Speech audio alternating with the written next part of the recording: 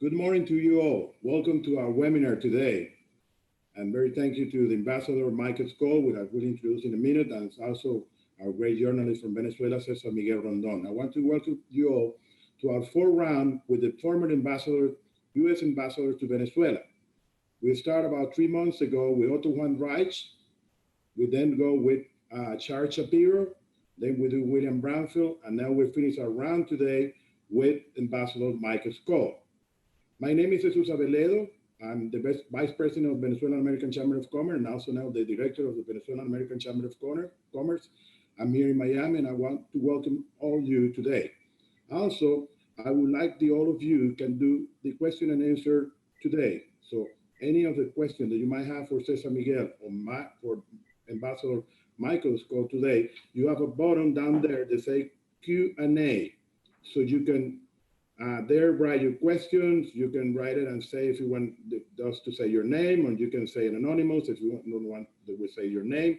So feel free to use the question and answer, because mostly what we do is we enjoy what you're with us today. And I appreciate the ambassador is with us today. He was a great ambassador from the United States to Venezuela during the 1990 to 1993. And Michael Skol is a great friend of Venezuela. Also, he's the Vice President of the Venezuelan American Association of the United States, which has more than almost 100 years of relationship with Venezuela and United States.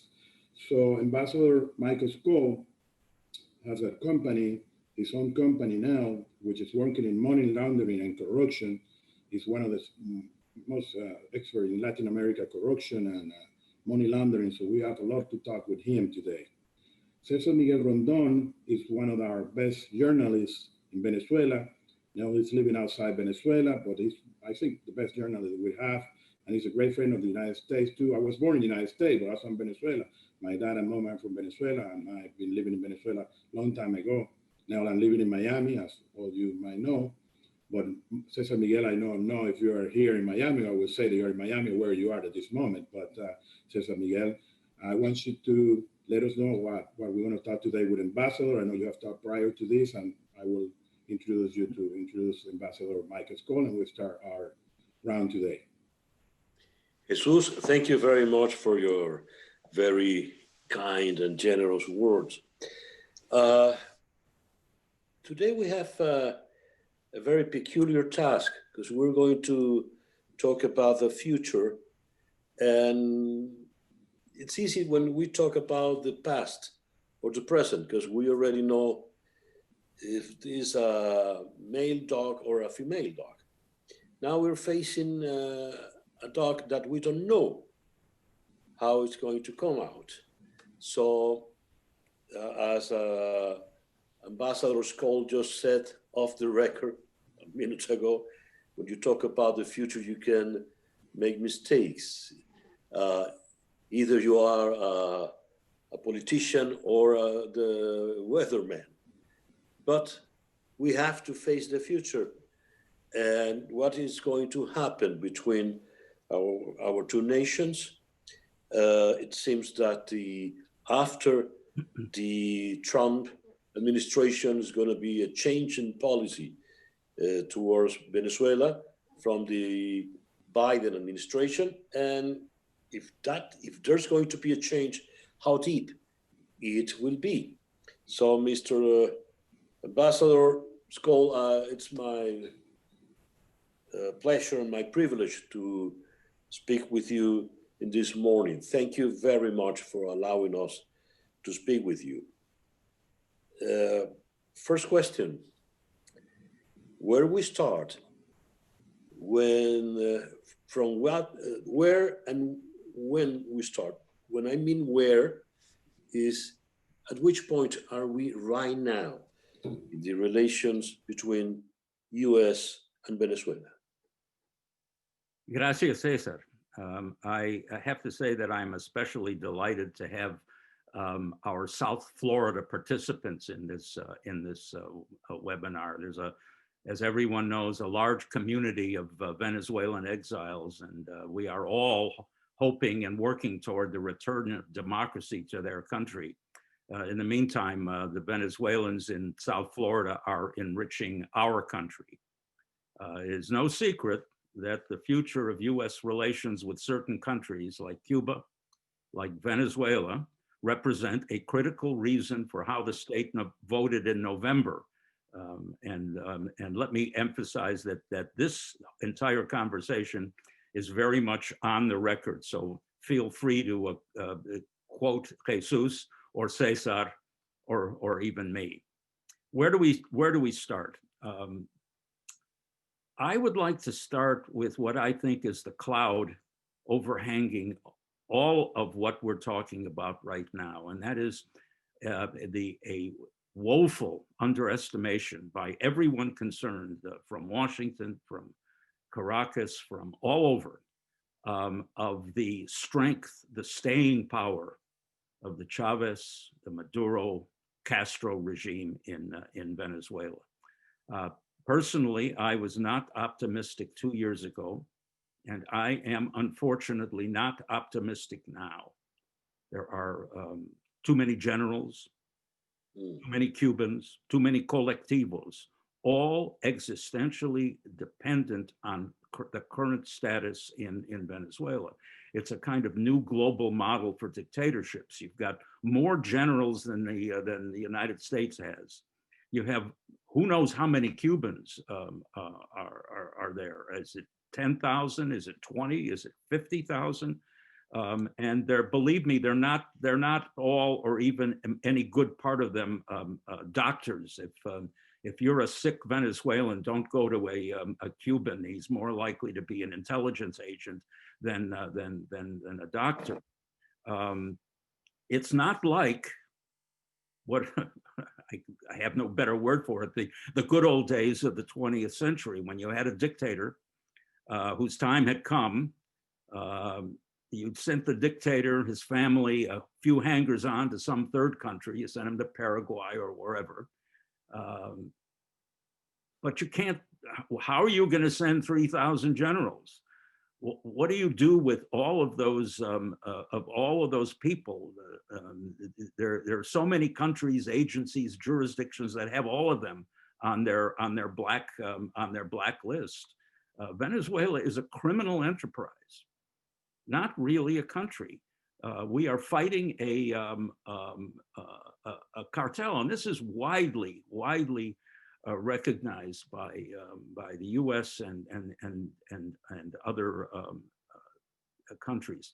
One of the results of this underestimation of what is going on there and how really difficult it is to dislodge the Maduro regime is that people, including some that are coming into the Biden administration, are saying that the U.S. policy of sanctions and other kinds of pressures has failed.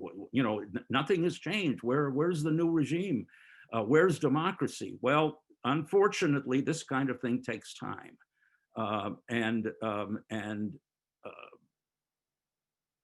Sanctions, in my opinion, sanctions should be increased.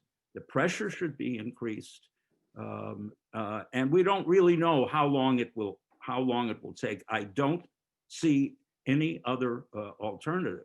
We also have another problem in Venezuela today, which stands in the way of improvement, and that is where is the opposition now from Washington, from the U.S., and I think it's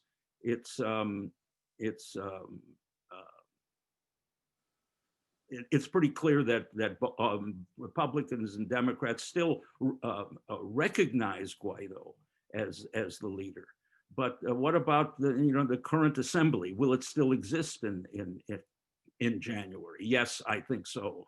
But the opposition unity, its strength has clearly been weakened.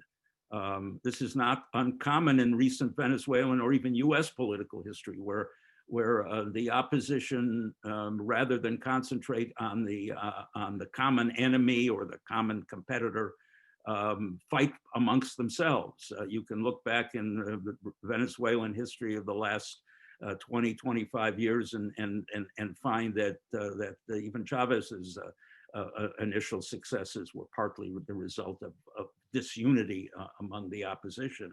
You know, where does Enrique Capriles stand? Where does Henri Falcon stand? Are they dealing with the enemy or not? I can go into very briefly, but perhaps we can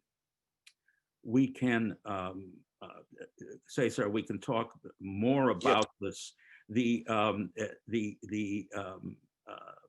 Why I would say that even though there's a nonpartisan U.S. policy on Venezuela in the U.S., symbolized by the image of Juan Guaido at the State of the Union standing ovation,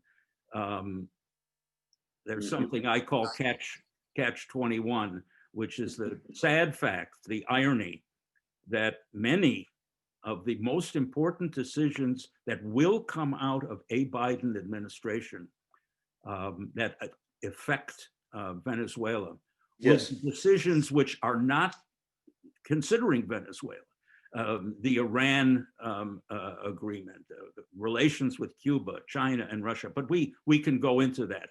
There is a distinct problem about, even though there's, in theory, except for the extremes in the US, in theory, there is bipartisan support for the return of democracy in Venezuela. There is bipartisan understanding that the current regime is amongst the ugliest in history and in the world, and that Juan Guaido represents the opposition, represents the future, but that decisions can well be made which are without Venezuela in mind. So I probably spoken too long, Cesar. So no, let me.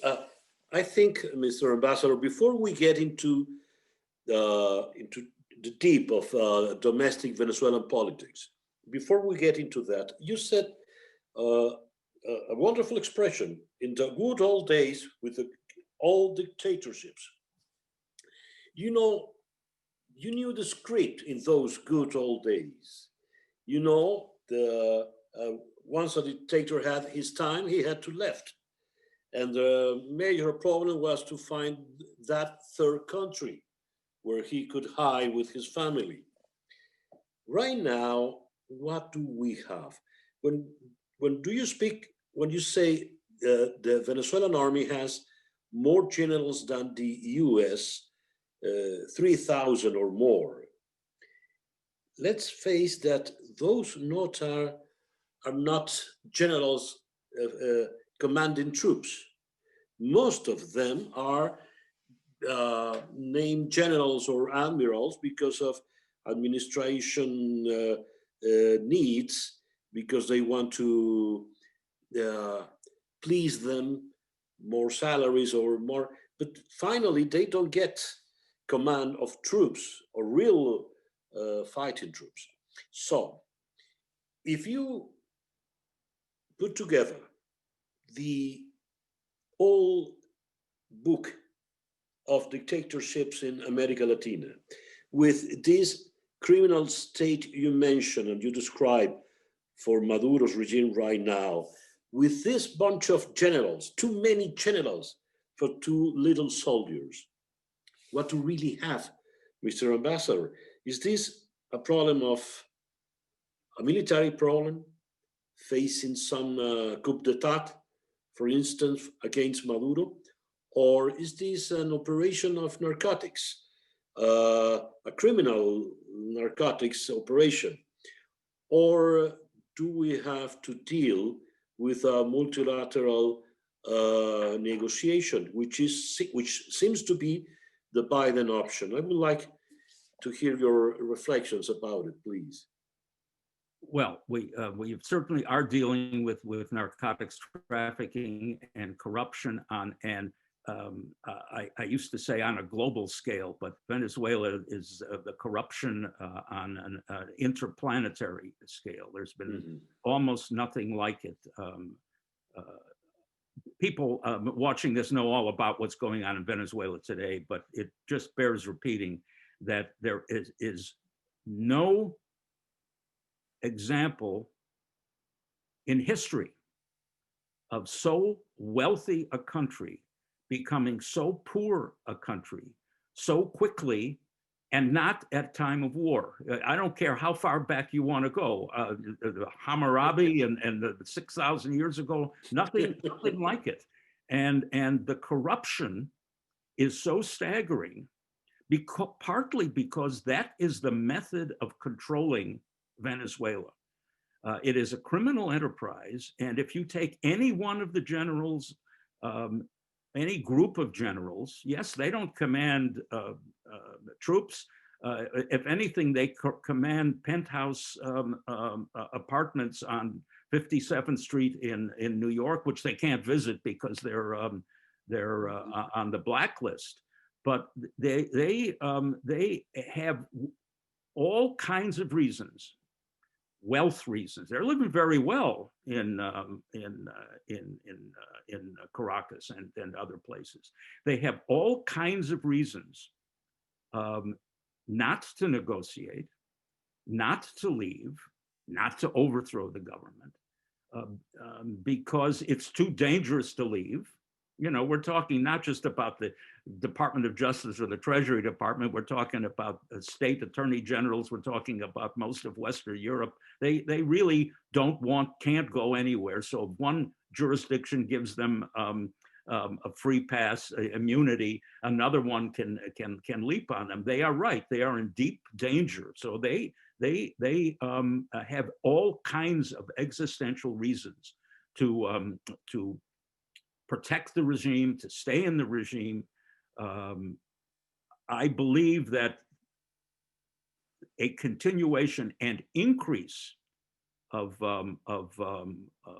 pressure from the US and other places, and it's not just sanctions, it's indictments, it's asset seizure. The US has not even begun to exhaust what it can do to the Venezuelans or the Iranians or the Cubans. Secondary sanctions have only been touched upon in this situation. So, you know, the comparison with the good old days is that a new model of dictatorship has been created in Venezuela with the help from Cuba. Chavez readily admitted that he copied what the Castros had done, and it is it's not impossible, but it is very difficult to pry this kind of regime apart. Now, I'm not by any means an expert in North Korean politics, but I think there are comparisons to that.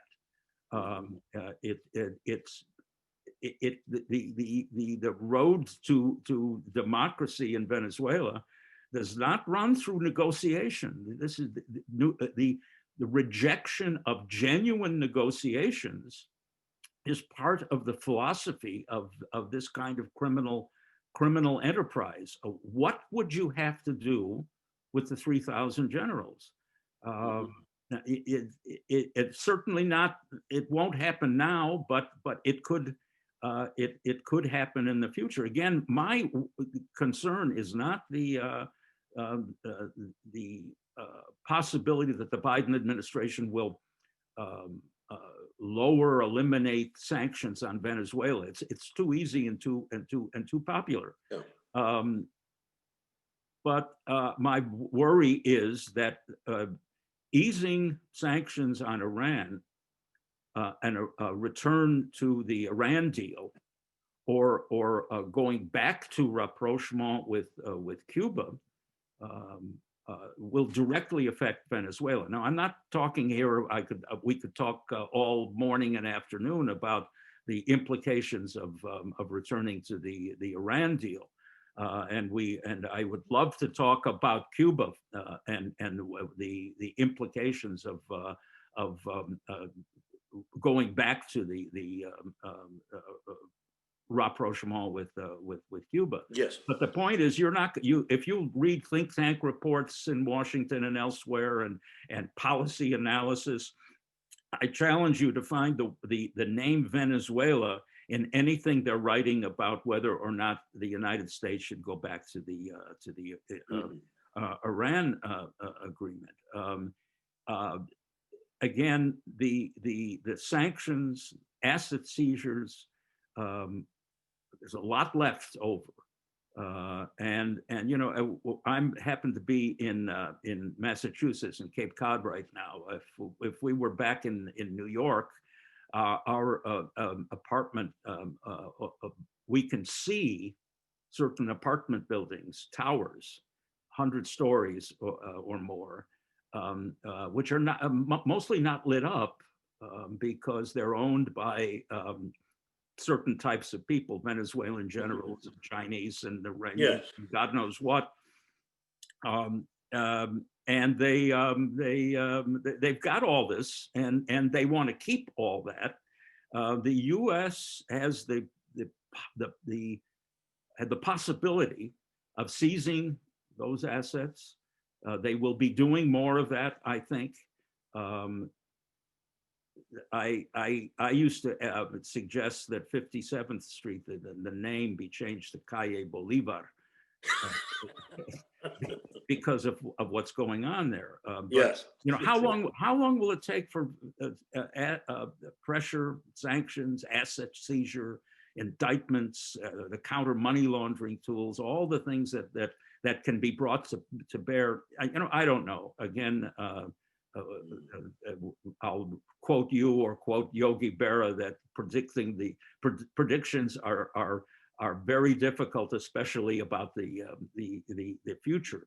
But I can imagine what kinds of conversations are going on with Venezuelan leaders. I'm not privy to any of these things. I haven't been for a long time, but that's the normal procedure.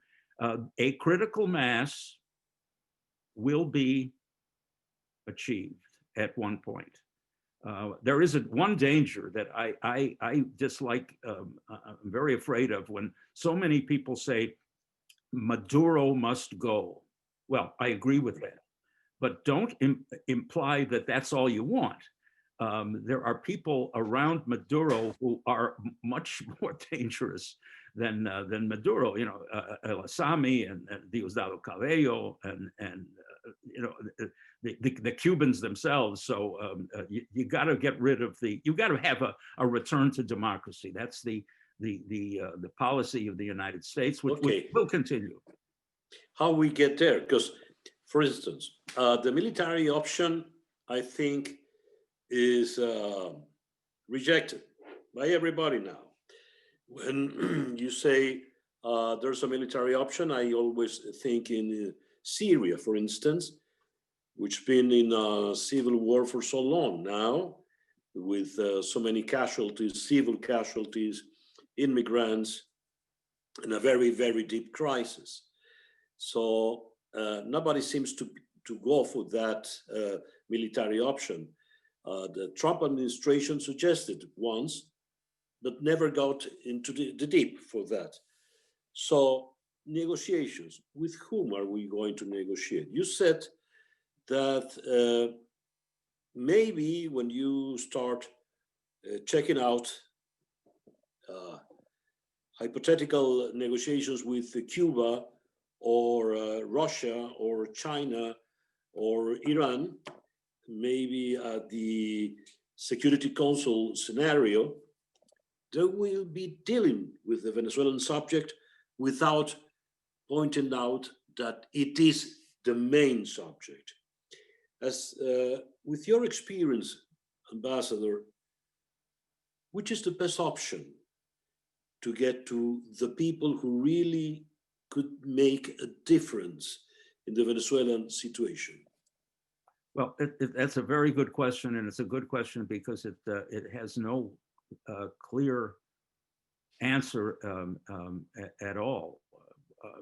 You can't negotiations with Cuba about Venezuela, negotiations with Iran about Cuba at the United Nations, which is, I don't think, the right place to negotiate anything. Why would Cuba, why would Iran want to change their policies toward Venezuela? Cuba must have Venezuela, must have. The oil is still going. You can't fill up your automobile in Caracas, but the oil is still moving to Cuba from Venezuela. Cuba needs Venezuela. That's why you have all those troops and intelligence officers there, and why the model is the Cuban model. Iran doesn't necessarily need Venezuela, but is not the one to negotiate with. My point is that a concerted increase in the sanctions pressure without letting up the sanctions pressure on Iran and Cuba is the best option toward eventually getting, I don't know exactly how it will come about, some of the military, mass demonstrations, actions by other countries, almost impossible to say how that situation will be broken up. I don't see it as a negotiation with Maduro, which doesn't start with genuinely free and open elections, which have not occurred in Venezuela in some time. And it's just very difficult to imagine them being conducted while Maduro and company are still in control. That's the goal. That's the stated goal of the opposition. It's the stated goal of the U.S., and it's the stated goal of much of the rest of the world. A U.S. military option is impossible. That simply is not going to happen. It's just not in the cards. I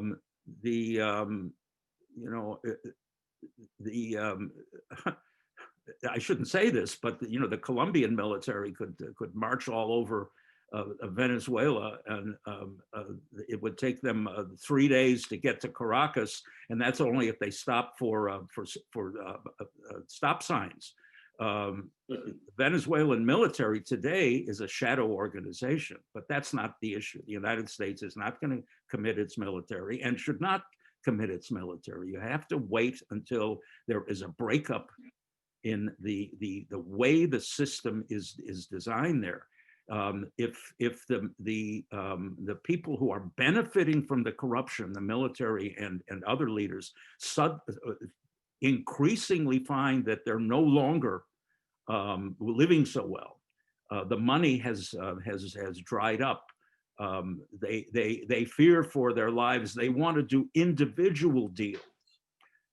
Maybe there could be a multilateral approach to everyone agreeing that you can give a free pass to certain people, to certain groups of people. They can go live in, who knows, in not Paraguay anymore, but Cuba or wherever. The way it happens, again, I don't know precisely, and I'm not privy to the conversations which are surely taking place. All I can say is that the opposite of that, letting go of the sanctions and other pressures, both on Venezuela and on the enablers of Venezuela, Cuba, Iran, China, Russia, Turkey. That is the path toward establishing a kind of North Korean dynasty there. There are other policies which are very important. It bears mention that the amount of funds that the world is giving to Syrian refugees is many times more than what is being provided for Venezuelan refugees in other countries, particularly Colombia. What is it, $1.5 Venezuelans are living in Colombia right now, a country which has done an extraordinary job in welcoming and protecting Venezuelan refugees, despite the fact that, especially now with the COVID, Colombia is not doing well in all sorts of ways. I believe that a massive increase in international humanitarian assistance, both, and it's very difficult, but it's being done within Venezuela to a certain extent, as long as the humanitarian assistance is not channeled through the government. That's something that Maduro and company insist upon, and they use it for bribery for people. Yes. That can't happen. But humanitarian assistance to Colombia and to a lesser extent the other countries, which are Peru and Ecuador and Chile, which are so directly affected by this massive movement. I mean, it's just incredible. The last time I was in Bogota in February, the street vendors were all Venezuelans. There were so many Venezuelans there, and they're in deep trouble. They're getting assistance what the Colombian government can provide, but it's a tragic situation. The more the world looks at that situation, in addition to all the other problems, the political and humanitarian crisis within Venezuela itself, the more the world looks at it, the more the responsible world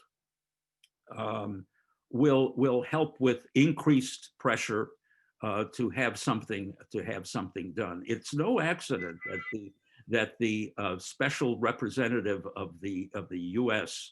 State Department in Venezuela for Venezuela, Elliot Abrams, later became the special representative for Iran. The two are tied together, and the knot has got to become untied before anything human takes place. Let me remind people once again that if you you press the Q&A button to your lower right, ask a question at any time, and then we'll get to your questions. Okay, finally, let's get into the deep. The Venezuelan opposition right now in our country. Many of the main leaders are outside the country in exile, and some others have a very limited action, or facing jail, or the risk of going to jail is very, very high. Almost 2 years ago, Juan Guaidó was the biggest hope. Okay, he became the president of the National Assembly, and as that, he became the interim president of the country. Right now, we are facing a very, very complex and sad situation with, according to the latest polls, there's no clear leadership in any of the main representatives of the Venezuelan opposition. So, when you speak with the leaders of the world, with whom are they going to talk? With whom are they going to negotiate? I think that's the point. What do you think about it? Who's the leader, and what the foreign countries could do about Venezuela? Well, Cesar, you ask a sad question, and you already know the sad answer. And again, it's one of the results of the exaggerated expectations 2 years ago that everything would be resolved in a few months, like some vaccine. If Pfizer could develop an anti-Maduro that would also get rid of Diosdado Cabello and El Asami and the rest. That would be a great triumph for medical science, but it's not going to work that way. The U.S. Continues to recognize Juan Guaidó as legitimate president of Venezuela. So does much of the Western world. I have no reason to believe that the Biden administration will change that. I wish the Venezuelan opposition itself would gather around the barricades and unite so that there would be no question as to who were the interlocutors for foreigners. As it is right now, it's got to be Juan Guaido and his people. And there's some evidence that the Maduro and company are afraid of them. What was it called? The Consulta Popular of the last several days was by any measure more successful than the earlier so-called election for the assembly. They know, Maduro and company know that Juan Guaido is recognized as legitimate by much of the world. He's got to be the one you talk to. Who else are you going to talk to in Venezuela? I could name all sorts of people that I would recommend nobody talks to, because they're doing what politicians do often. I mean, did it in the U.S., they did it in Venezuela in past elections. They don't have their eyes on the target, and that's tragedy. Shall we go to let me just take a look here. Yes, let's go to the Q&A. Yes, okay. Okay, here's a question from Charles Langelis. In the event the Biden administration pursues closer relations with Cuba, should an exit by Cubans in all capacities from Venezuela be a condition for such ties? Well, first of all, I am personally, and I hold no position in any government, I am personally opposed to pursuing closer relations with Cuba. It's failed in the past. Even some members of the former members of the Obama administration have admitted that it failed. In other words, the rapprochement, all the ties, the new business relations did not produce a more democratic, more open Cuba. It produced the exact opposite.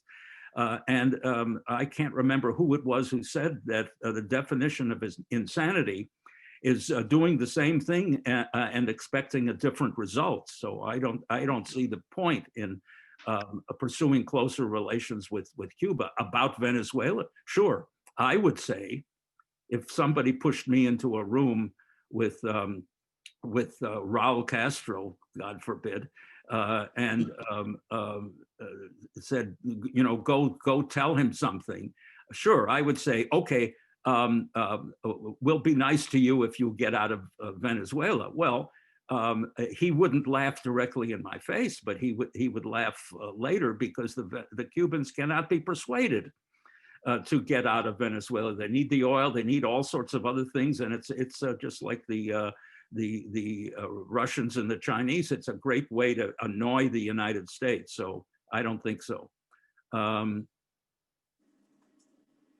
Here's something from Marcel Emery. If Maduro and his thugs run a criminal enterprise, why insist on solving the situation with diplomacy, genuine negotiations, or economic sanctions? Thinking outside the box and innovating, what can Venezuelans and the international community do to help Venezuelans get rid of the peste chavista? What has happened in Venezuela for the military option to be the only option? Well, we've talked about how, in my opinion, the increase in sanctions and all the other types of pressures are the only way to go. The military option for the United States is not on the table. Cesar, you mentioned that that President Trump said it, mentioned it, but that was part of a negotiating strategy. Yes. The whole theory of coercive diplomacy is that you've got to pressure. in order to get anything diplomatic, or you give incentives if you want to give anything, get anything diplomatic. If neither sanction, if there's no need for pressure or incentives, then there's no need for diplomacy. Then things are just done automatically. Coercive diplomacy means using sanctions and other pressures and the threat of military pressure. Again, the military option to me is not the only option. It's a non-option. Let's see now. José Sorondo. También me gustaría saber si el presidente interino Juan Guaidó seguirá where am I now? En ejercicio de la presidencia después del 5 de enero de 2021 hasta tener unas elecciones libres y confiables. Again, as César said, it's a complicated issue, and I'm neither a lawyer in the U.S. or Venezuela, but the theory that the U.S. is basing its continued support of Guaidó on, and what many and most, I think, in the opposition in Venezuela and other countries, is that the elections in Venezuela, the last presidential election, the recent assembly election, are illegitimate, and therefore the presidency devolves on the choice of the National Assembly, the last National Assembly, which is legitimate, and that a so-called turnover on the 5th of January this coming year does not negate the continuing legitimacy of Juan Guaidó as president of the assembly. Now, yes. how the opposition will parse all this, I'm just not sure. At the past, okay, here's something from Susie Blaha. As this past weekend, there was a consultation in and out of Venezuela. We are clear that the official representative is Juan Guaidó. He is still in Venezuela doing what he can. My question, will there be any real protection for him in case something bad happens?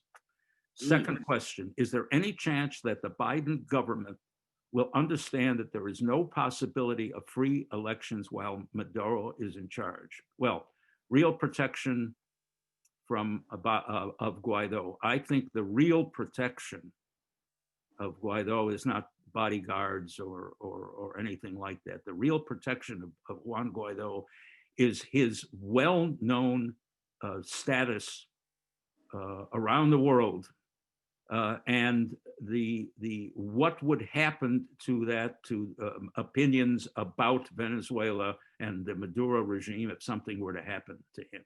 I think the Maduro regime fully understands the consequences of their imprisoning or their killing Juan Guaidó. It would be a reckless venture. Yeah. Is there any chance that the Biden government will understand that there is no possibility of free elections while Maduro is in charge? I think so. I'm convinced of that. It would be difficult for anybody to believe that the phrase, you use the phrase, while Maduro is in charge. If he's in charge, there are no free elections. There's got to be, if there are elections, and it'll be very difficult to see how they are arranged, it's got to be an election in which Maduro and his government steps out of the controlling process of whatever kinds of elections are staged. International, not just international supervision. I don't like the word supervision. There's got to be international, how do I say it, control of the elections themselves. But you know, Maduro's not going to allow that, because I think just about everybody knows what the results would be. Carlos Pinero, how is the U.S. going to arrest the decay of democratic process in the region? Are we just going to manage the decline of Venezuela until it becomes another Haiti? Well, tragic question. I believe that the incoming Biden administration is, at least in theory, as committed to democracy in Latin America and elsewhere as has been the Trump administration. The disagreement may be in tactics, multilateralism. I don't think that that's going to change things very much. We will continue to support democracy in Latin America. I don't know how we can manage the decline of Venezuela except by increasing in an extraordinary manner the pressure on the current regime. You say until it becomes another Haiti. What a terrible thing a question to have to ask. Haiti is a mess, but Haiti's always been a mess. Haiti has been a mess for 100, 200 years or more. Haiti was always poor. Venezuela was, until not too long ago, the richest country per capita in Latin America, and doing very well indeed. You just look at the Venezuelan American community in Miami and Florida, and you can see what kinds of things the Venezuela of tomorrow, a democratic community, a democratic Venezuela will do. Okay, Martin Schubert asks, let's see, I think we've answered this. What changes do you think will occur under Biden compared with the sanctions of the Trump Cuba relations, et cetera? Again, I think sanctions will continue on Venezuela. I don't know to what extent they will continue to be applied outside of directly on Venezuela. They will continue on Venezuela. It's very difficult to lift sanctions.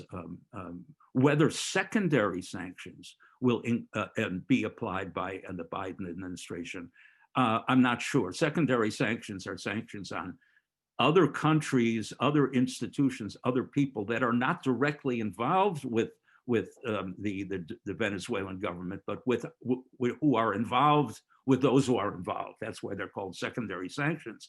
And then there's a lot of people who don't like those, but they have been very effective in changing the patterns of, for example, oil tankers on their way to Venezuela. They're still coming, but they have to change their GPS beacons. They change their names. I'm waiting for a new series on Law and Order, on just how the Venezuelan regime and its enablers work. It's just fascinating. We just have to hope that there's the same kind of ending that we get every hour on Law and Order. Tamara Herrera says, sanctions are that phase of coercive diplomacy that is reached after many transgressions of the Universal Charter of Human Rights, but not until now have they not achieved their objective. And apart from the collateral damage on the country, they have had an adverse geopolitical effect that is that of isolation and cohesion among the non-democratic allies of the country. Why don't you see that Venezuela can be influenced through US negotiations with Iran, China, and Russia? I just don't, to a certain extent, yes, if things get decidedly worse in Venezuela on the regime, if the coercive diplomacy continues, and if we then we're able to demonstrate to China and Russia that their investments in Venezuela will do them more harm than good, then maybe something will come out of that. But the first step, series of steps, has got to be the continuation, in my opinion, of the sanctions and pressure. At this moment, neither Iran, nor China, nor Russia, nor Turkey, nor Cuba sees the advantage of diminishing their support for Venezuela. It would be a kind of negotiation that would be toward no reasonable end. It's been tried before, and it's not going to work right now. It may work in the future, but you've got to undermine the Venezuelan dictatorship to the point where it says, all right, okay, all right, people are abandoning us. The generals are going to Uruguay and elsewhere. We're genuinely worried about our investments on 57th Street. Okay, there's a problem here, but coercive diplomacy comes before the diplomacy. Okay, well, let's see. Mr. Ambassador, Yeah. let me ask you something, please. If you negotiate with any of those countries, who makes the negotiations? US, United Nations, the Security Council, European Union, Grupo de Lima, Latin countries? Who is the negotiator here? Because which is the country that make change the things to Venezuela? It's Cuba, it's China, it's Russia, it's Turkey. Yes, well, you in a hypothetical negotiation, you would deal with those countries, and who would be on the other side, the democratic side? First of all, the United Nations is profoundly the wrong place to be negotiating the future of Venezuela or practically anything else. The balances of powers, the vetoes that the Chinese and the Russians have, the presence of some of the world's worst human rights violators on the human rights body of the United Nations makes it absolutely the wrong place to negotiate. And the wrong body to doing negotiation. To be, absolutely frank, it comes down to the United States. The United States is the country with this extraordinary power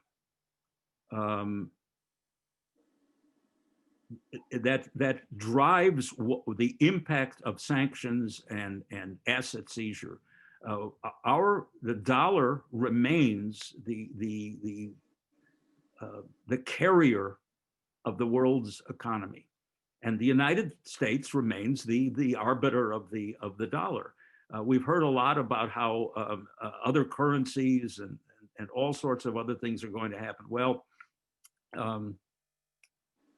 not in my lifetime is that going to change.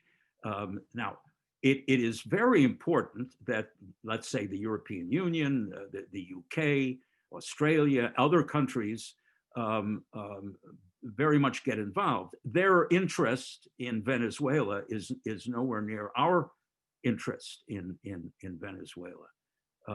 But the Lima Group and others exert pressure. I'm not sure, frankly, how much more influence, how many more results could result from a kind of multilateral negotiation where you inevitably devolve into the lowest common denominator, as opposed to one negotiator, one country, one team. Frankly, I think Elliot Abrams is the right negotiator to be pressuring, talking, doing all kinds of things, both on Venezuela and Iran. You can bet that he will not be around more than 12 minutes after noon on the 20th of January.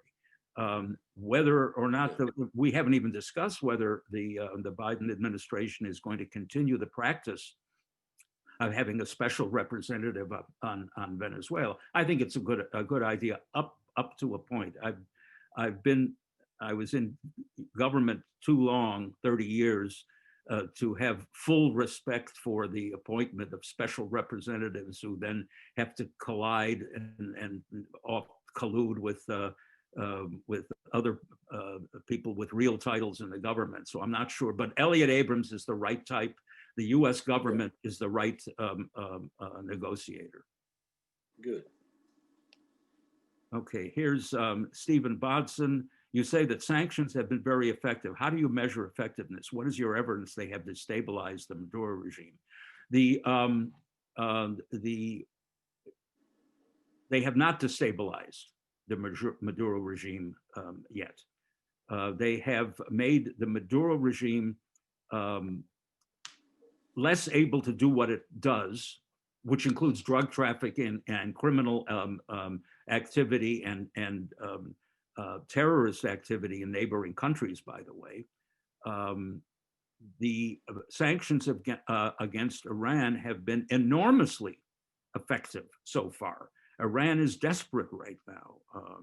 Again, we're not discussing Iran politics, but you can be sure that the Iranians are hoping and praying that the Biden administration will change will change the policy. I don't think it's going to be changed quickly, but the fact is that the sanctions on Iran have been so effective that the Biden administration has been given a gift of enormous leverage in whatever renegotiation they want with the Iranian regime.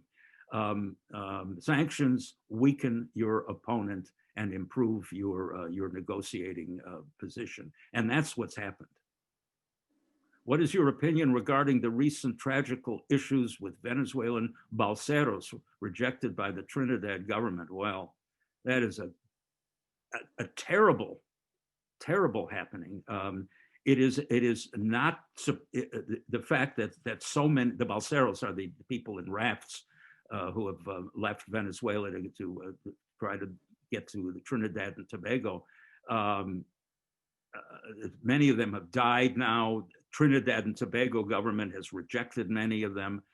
It's business as usual for the Venezuelans, but it is quite an indictment for the government of Trinidad and Tobago that they are so inhuman, and frankly, they've been bought off by years of cheap Venezuelan oil. It's a tragedy. I see that we're approaching.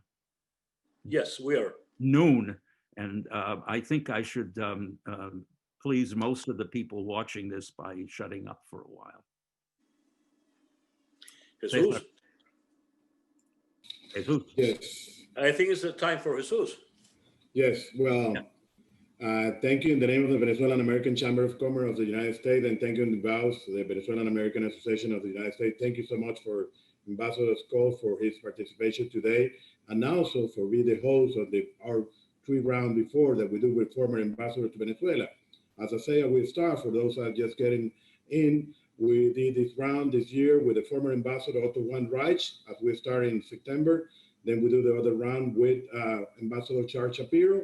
Then we do another round with Ambassador William Brownfield, which all of them been in Venezuela and served to Venezuela as U.S. ambassador and a great friend of Venezuela, all of them. And we're finishing with Michael Skol, which is one of the best, I think, ambassadors we have in Venezuela from the United States. He do a great job. He was friend of everyone in Venezuela, and I'm sure that many of them recognize that he was a very good friend of Venezuela. And I hope to have him back to Venezuela. I'll go back to Venezuela with him sooner than later. And I think we want to do it.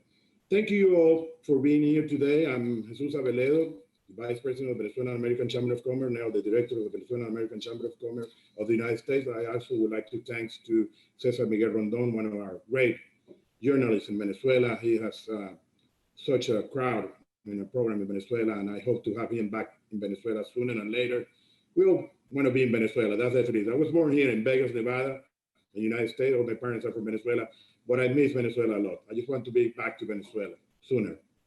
Also, I would like to thank all the people that are connected with us today. I would like to invite them to be a member of the Venezuelan American Chamber of Commerce of the United States to be part of our community here in Florida and here in the United States. Also, all of them can be part of the one that are not member of the Venezuelan American Association of the United States. I want them to be member of the Venezuelan American Association of the United States, which will be almost 100 years in the next few years. So